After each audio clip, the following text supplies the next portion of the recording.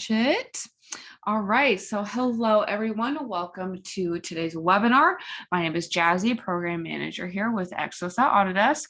And if you'd missed out on what I said a few minutes ago, I am in the middle of experiencing a migraine, so bear with me here.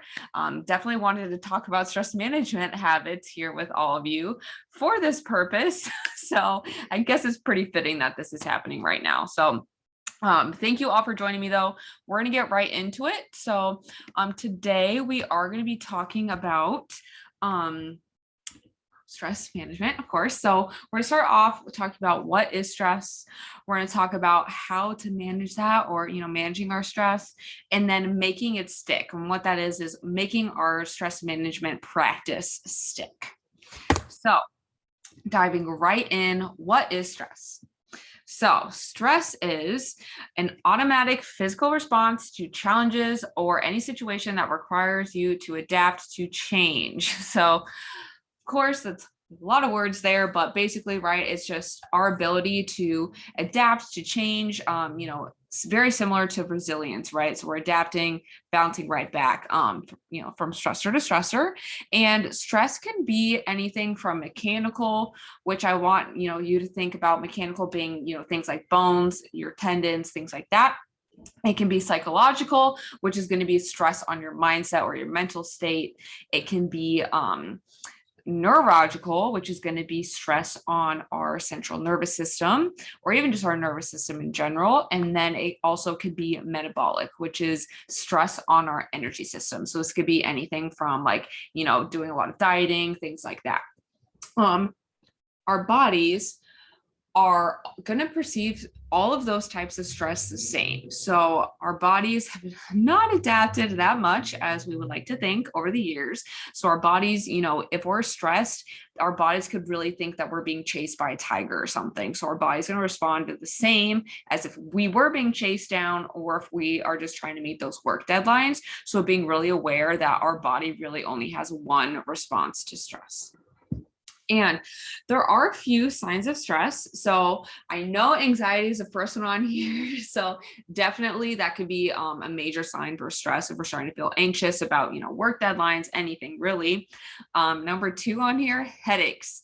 So me, case in point right now, headaches, right? I get migraines when I get really stressed out, and it's definitely something, if you've been coming into the fitness center for the last few months, definitely been battling with that. So it can definitely be a big trigger for a lot of people to have tension headaches, to get migraines or headaches in general. So that's definitely something to watch out for. Things like high blood pressure. When we're stressed out, our body's got to work harder to pump that blood around. The stress hormones can kind of boost that up. Getting some stomach issues. It can be really hard to digest our food when we are really stressed out. So again, like having a lot of bloat after meals, that could be a cause or a sign of stress. These next two, fatigue and trouble sleeping, I think a lot of times this goes hand in hand. It's like what I like to call wired and tired. So it's like you drink a lot of caffeine, you're so tired during the day, you can't stay awake, but then you go to sleep and you can't fall asleep at night. So this is a huge sign that our bodies are stressed out. So definitely watching out for those two. And then weight loss and weight gain. So, people respond to stress differently. Some people, they gain weight. Other people tend to lose weight, right? So it definitely is, person dependent, dependent on genetics, but definitely a sign, again, of stress. And then last one on here, difficulty concentrating. I think this kind of goes along with brain fog. Things like that can really affect how we are, dealing with stress. So stress can have a lot of different effects, and a lot of this is caused from our stress hormone, cortisol. And before I really dive into this slide, I do just want disclaimer, point this out. Cortisol is not inherently bad. We do need cortisol in order for our bodies to function really well, function optimally. There can be such thing as too little cortisol as well as too much cortisol. So we want to make sure, right, that we're kind of staying in that line of the Goldilocks effect of having just right amount of cortisol. So when we have too much cortisol flowing through our bodies, so cortisol is released from our adrenal glands right above the kidneys. When we have too much of that, it can affect our mood. So it can, cause a lot of mood swings. It can cause, anxiety, depression, things like that. It can also weaken our immune system, which right now I think immunity is, it's been a hot topic for the last 2 years. And when we are stressed out, we tend to get sick a little bit more often. If you've noticed, around the holidays, usually end of the year, we tend to get sick a lot, and it's a lot with our weakened immune system there. And then it also can cause increases in inflammation. And that's also something that we do need to manage, look out for when we have inflammation in our joints, in our bodies. We just don't feel very good. It's hard to move, and we don't really want to get up. We're very lethargic. So definitely want to manage, the inflammation from cortisol. It can also increase our blood pressure. I did touch on this a little bit on the previous slide, but increases in blood pressure obviously don't really want to be happening. So that is definitely an effect from cortisol. It can also increase our cravings for salt, fat, sugary foods, all three types of things, which can also in effect lead to that weight gain, specifically in that midsection. So what happens, right? We get the craving, we eat the food. It might not necessarily be the best food for us. And then in turn, we feel good because we get that release of the, chemicals in the brain, but then that leads to, maybe not feeling good later. We get the crashes, we get more effects in our mood. So we get tired. So it might feel good initially, but maybe not in the long term there. So those are all, the stuff about stress. So now we're going to move into managing our stress. So there's definitely a ton of ways that we can manage our stress. And I do want to say, again, leading off here, is that it is going to look different for everyone. And not everything is going to be what we want to try, right? It's little by little, and we'll get into this a little bit more in a little bit. But first thing on here, identifying your triggers and your stressors. So this is something that is huge, right? Like when we know what causes our stress, we're going to be able to get a jump, and we're going to be able to manage that a little bit better. So really sitting down, figuring out what is the cause of your stress, or maybe what, like for me, right? What triggers my migraines? Like, why do I keep getting this, right? And just really sitting down and figuring that out is like the first step to managing it. This next one on here, breath work. I love breath work. I think it's a great way to really get that body into that rest and digest, which is going to be that parasympathetic nervous system. And when we're in that like fight or flight, our cortisol's going through our veins, we have adrenaline going, we're not going to be relaxed. It's going to be really hard to sleep. It's going to be really hard to eat anything. And like if you attend any of my live classes, I always like to end with that deep breathing to tap into that, that rest and digest, so we can go eat and be able to digest our food. So my favorite form of breath work is the 6-4-10.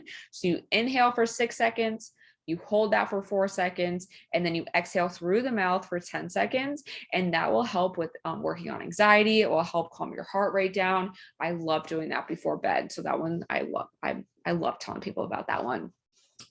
Next thing on here, taking breaks. So taking breaks is something so important for us to do. It can help boost productivity during the workday. It can help with our mood. Of course, it will help decrease stress if we can kind of get away from screens, get away from, people, from the world, and just kind of sit with ourselves, or even just take a walk, be in nature. That can help so much.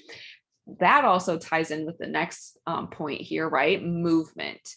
Movement is medicine. That's one of my favorite quotes. And when I say movement here, right, it could be something as easy as taking just like a light 10-minute walk around the block, down the street. If you're going into the office, like taking a walk, down the street and back, something so easy to do. Something like yoga. Yoga really, again, helps us calm down. I love doing restorative yoga. It's just a lot of stretching and gentle breathing, and that helps the body relax and calm down. Again, tapping into that rest and digest. Do want to make a note here that sometimes I hear this very often, that people work out to decrease their stress, which, don't get me wrong, it is a great stress relief. But at the same time, when we're doing a lot of, movement, a lot of workouts, especially like if you're taking, boot camp every day, or if you're like me and you like lift weights a lot, that can be stressful and taxing on our nervous system. So it's really important to make sure that we are taking that proper time to rest and recover, because if we don't and we're stressed out at work, we're doing hard workouts, we're going to kind of dig ourselves into a recovery hole. So I do want to make sure that we all are aware of that and making sure we're managing our stress through that way as well. Last point on here, creating boundaries. I'm raising my hand right now because I'm not good at this. I need this advice too. But it is, it is okay to say no if you have a lot on your plate, if you're really stressed out, and just really making sure we create those boundaries so that we're protecting ourselves and our mental health is really important for managing stress. More ways to manage stress on here, right? So these first three, we got meditation, journaling, and gratitude. These three things, they can seem a little woo-woo sometimes, but they are tactics that do work and do help. And I think all three of them are super individualized as well. I think we all tend to think of journaling as, like writing certain things down, or meditation has to be in a dark room, sitting with your legs crossed. I think that's, common misconceptions here. Meditation can be going for a walk. It can be sitting down, staring out the window. There's a lot of different ways that you can meditate, you can journal. And I think it's all about finding the practice of those that work for you. And like I said, it's all individual. You don't even have to do that. But if you like it, right, do it anyways. Talking to a therapist or talking to someone.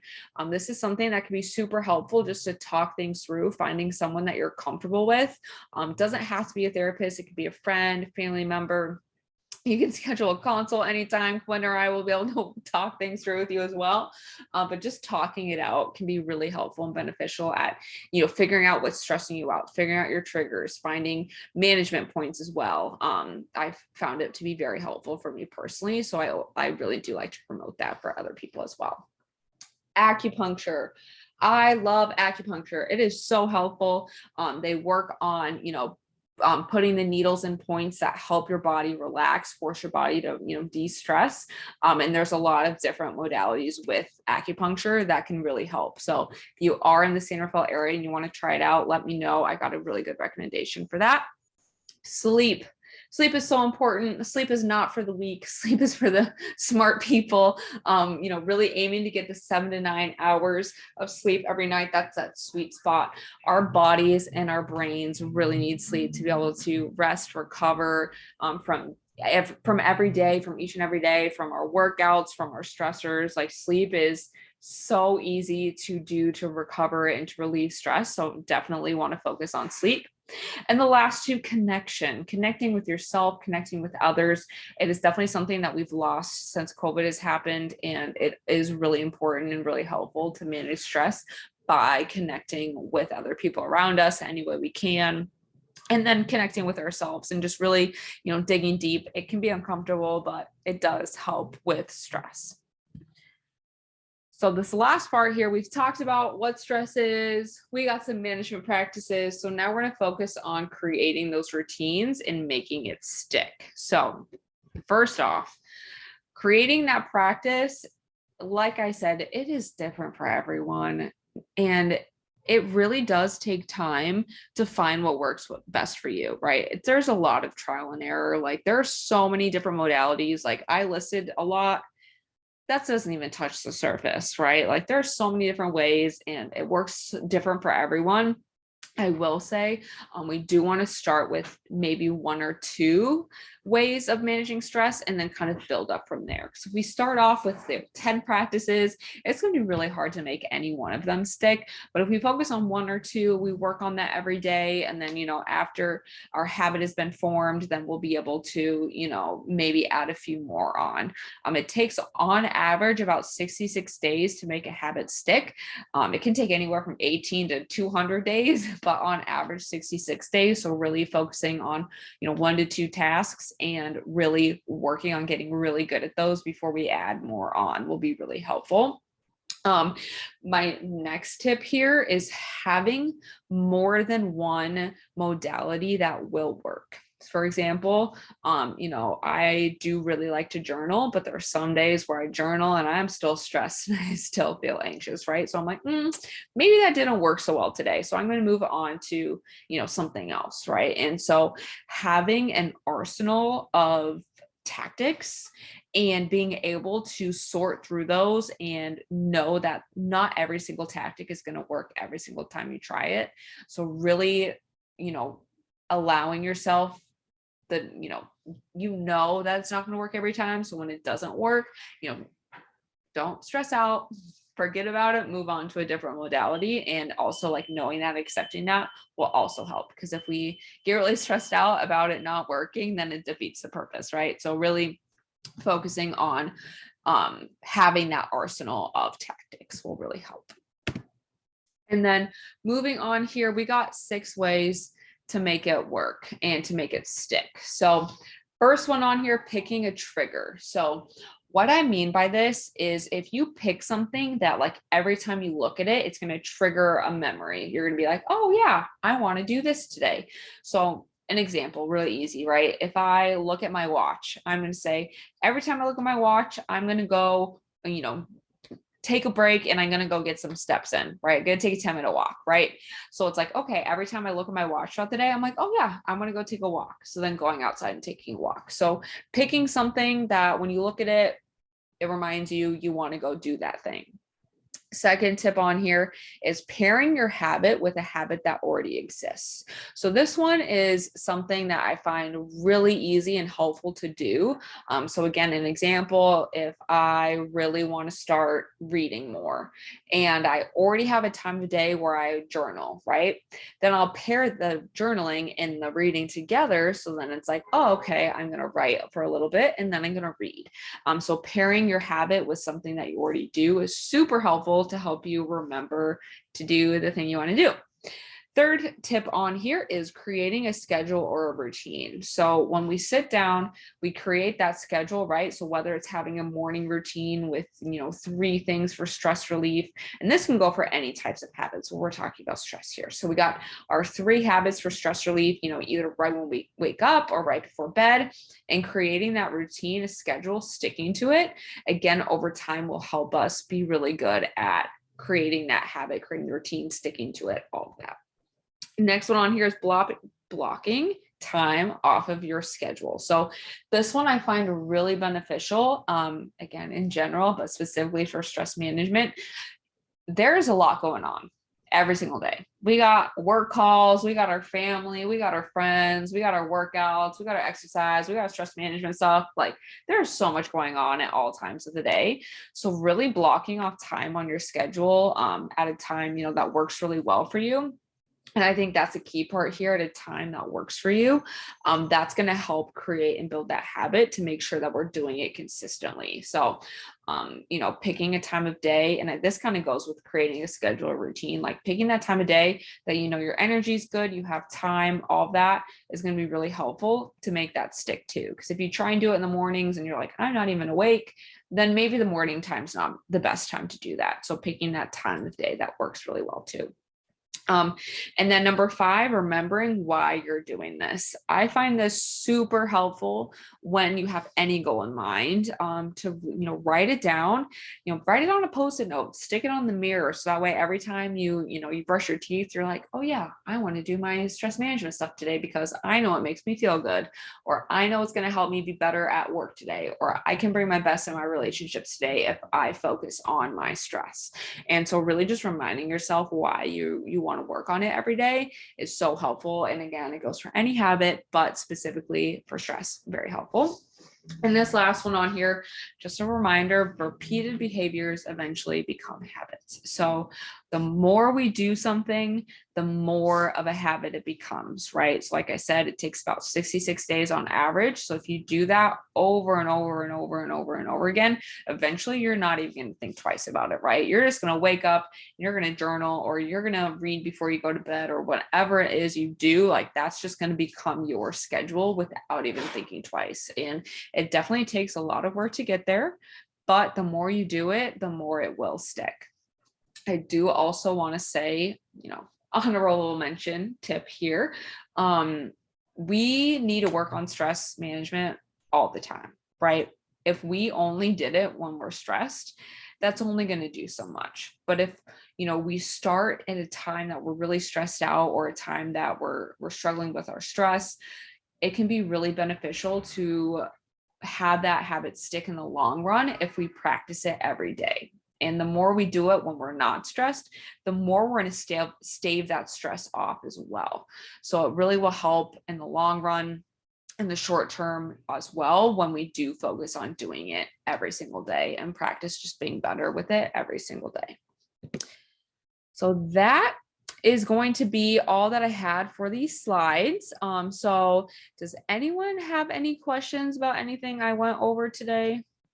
You can either drop it in the chat, or you can unmute yourself if you want to come on and ask that question. But I'll give you all time for that.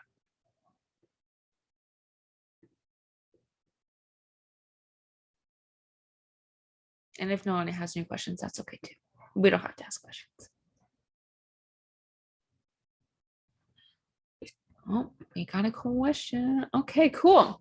So if you don't have any questions now, all good. If you think of anything, feel free to reach out. I think you all know how to contact me. And you can always post it on Slack too, if you'd like. We will be posting the recording on Slack. I can also send out the slide deck if anyone would like that. Just let me know. But thank you all so much for coming, bearing with me today. Definitely did not want to have to do this with a migraine, but I think that it was very telling as why we all need to work on our stress. So thank you all for coming. I hope you all have a wonderful rest of your day. And again, reach out if you have any questions. More than happy to help. And I'll talk to you all soon. Thanks, everyone. Thank you. Hope you feel better.